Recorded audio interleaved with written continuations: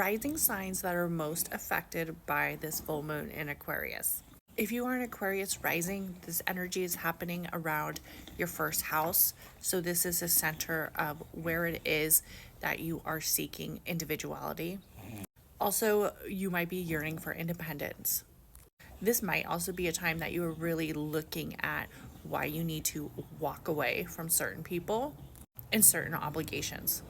If you are a Leo rising, this energy is happening in the area of partnerships. So this full moon energy might have you a little bit more emotional, and then plus you are centered with Mercury retrograde right in that space. So you might see that your relationships are having some miscommunication.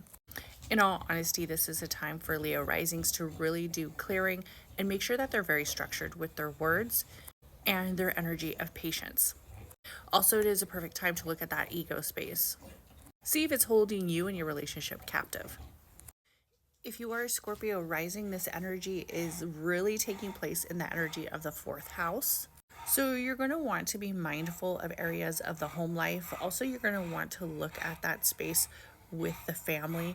You're also going to want to do more root driven activities such as grounding, clearing that inter aura. You're also going to want to address any emotional wounds that you've been holding on to, and especially if there's been some healing that really needs to take place around the feminine wounds. If you are a Taurus rising, this is happening in your 10th house. So you might be feeling a abrupt space where there is some change coming through, maybe in your area of long-term focus, maybe even with some masculine energy. There's some spaces that just feel, either too much or very purposeful. The Taurus energy, I want you to be mindful also how you are spending your money and your long-term goals. This is also a perfect time for you to look at expert advice.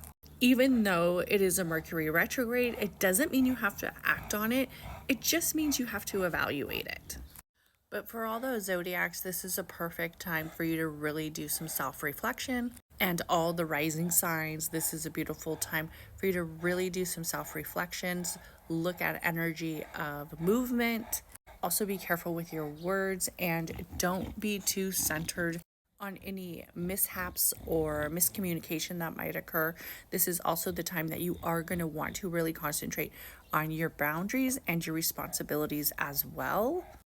Don't be scared to think out of the box. This is what this Aquarius energy is asking you to do. We have to remember that Uranus and also Saturn are the rulers of Aquarius.